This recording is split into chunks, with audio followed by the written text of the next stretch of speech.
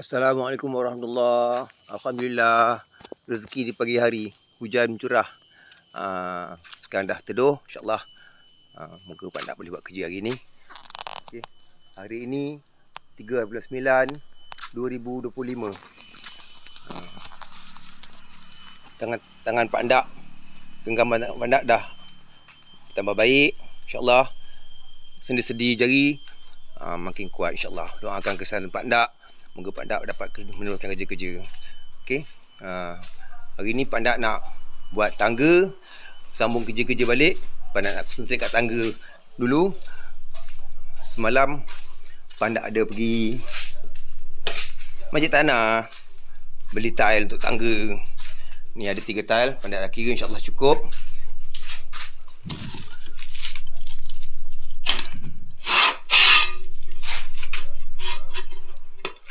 Okey. Pak Nak ambil colour hijau muda, insya-Allah. Untuk pasang kat tangga.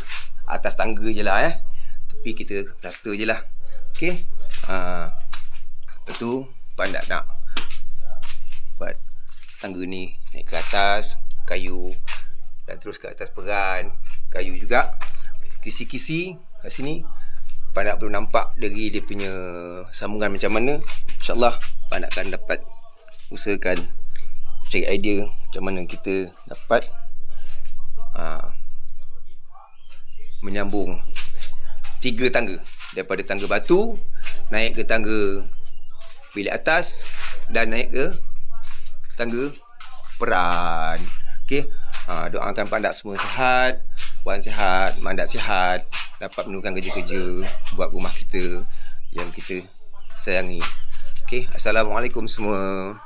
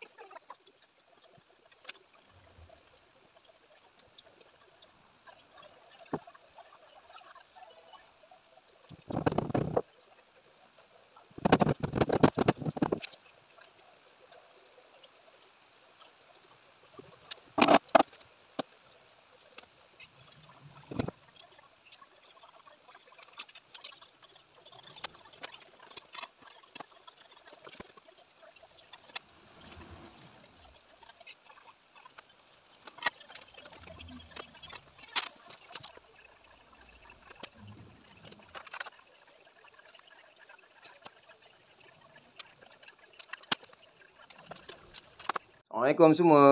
Video yang Pak nak ambil tadi tu, yang laju-laju tu, tu Pak nak ambil level dengan square tangga. Okey. Sekali untuk sambungkan tangga ke ruangan tengah, bilik tengah ni. Okey, sampai dekat sini Pak nak mati akal sikit lah. Kayu ni nak naikkan kat sini. Jadi tiang tangga keperan agak tegak sangat. Pak nak kena buat tapak. Pak nak dah pening. Okey, Pak nak cuba cek jalan. Esok Pak nak sambung lah, insyaAllah.